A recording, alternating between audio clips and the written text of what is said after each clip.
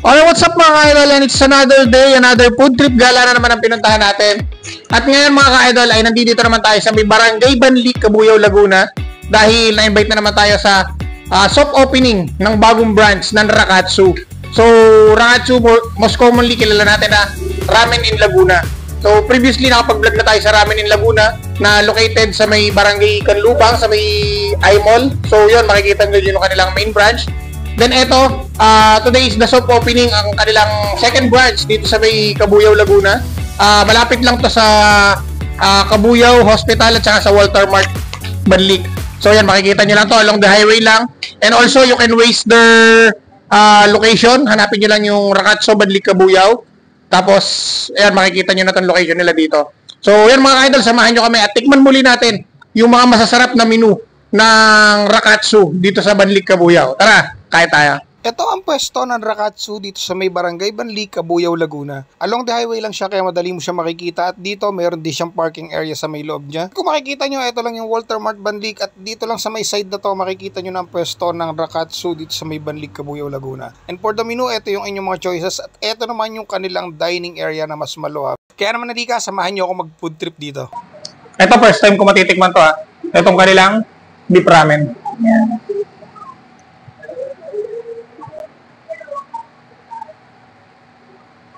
Cheers! Oh. Nagka-meron ng additional flavor yung ramen nila. Kasi lasang-lasa mo yung beefy flavor.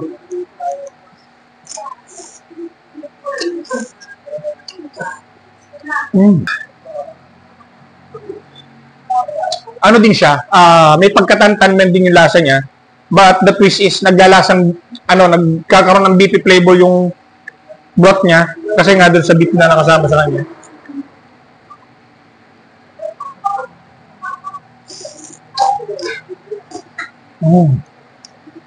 And sa mga hindi mahilig sa spicy, meron sila ditong plain ramen. Itong kanilang tonkotsu. Sama ding nori.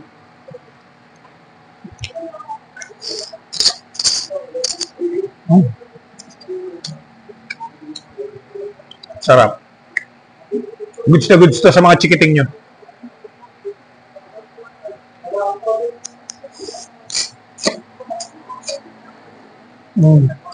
Then ito guys, one of their best seller, ang Tantanmen Ramen.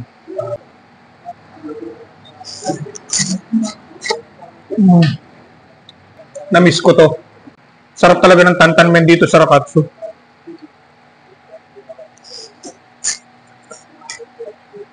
Good thing pa mga idol, ang presyo ng mga ramen dito sa Rakatsu is very affordable. Then ito yung kanilang sa mga gusto ng rice meal, ito meron tayo ditong pork katsu. Yes.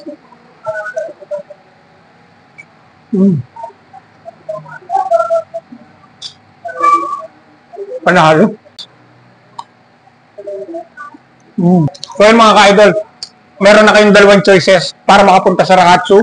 Kung kayo nasa may Calamba area or near ng Canlubang, so nandoon yung kanilang main branch sa may Canlubang, besides I-Mall, Canlubang, and BP Well Gas Station. Then kung kayo naman ay mga taga Cabuyao na malapit kayo sa may Walter Mart Banlic, eto, meron na silang second branch dito sa Rakatsu nila dito sa may Banlic, Cabuyao.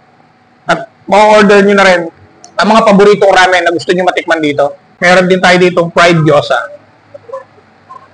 Alam nyo mga idol, mahilig ako sa gyoza. Pero mas nagustuhan ko nung naka-fried siya.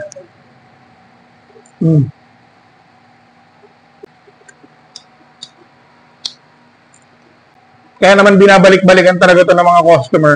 Actually, this is my fourth time na makakain dito sa Rakatsu.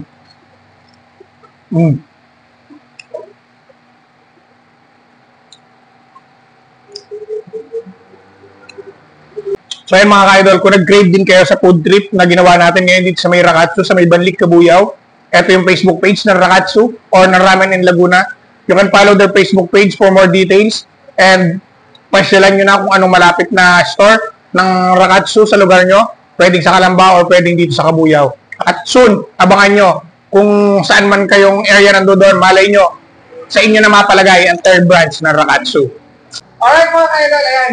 Kasama natin ngayon si Chef Kat ng Rakatsu. So, in behalf of Sir Mike, thank you rin po ma for inviting me again for the fourth time. Thank you very much din, sir. So, platform yung dish natin doon sa previous vlog natin. Yes. Oh, congratulations kay sir. Almost 1M na.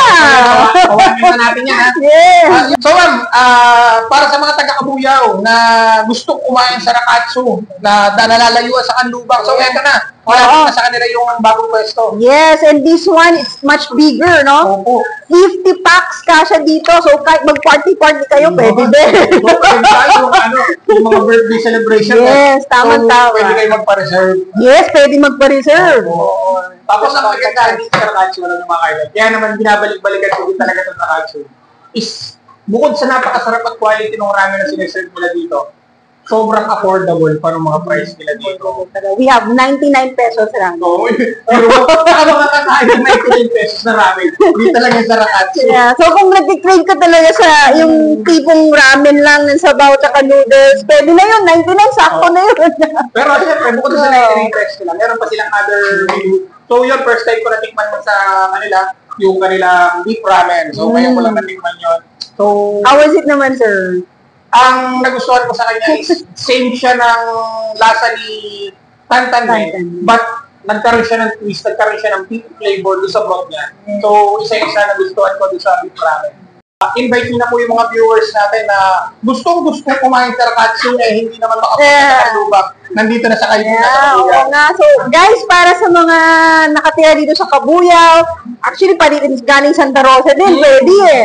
So, we're just along the highway lang. So, yung Walter Mart Kabuyaw is just there. Oo, so, malapit lang talaga. So, very accessible tong lugar na to. Although, yung mga motorcycles, pwede mag-park dito sa loob namin. So, pinakita ko naman kanina sa previous video natin. Makita niyo yung mismong pwesto nila, along the highway din. Meron silang parking area for motorcycle, for e-bike.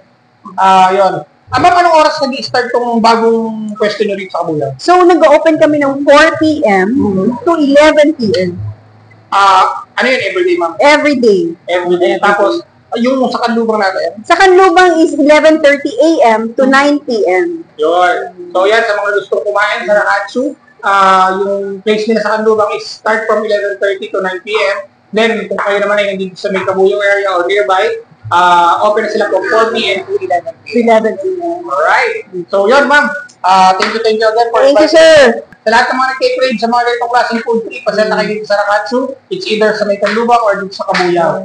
So, yun, maraming salamat mga ka-idol sa patuloy na pagsama at pagsuporta sa lahat ng mga food trip na ginagawa natin katulad dito. Ipawanin na natin yung isang video ko. Thank you, guys. Thank you. Bye-bye.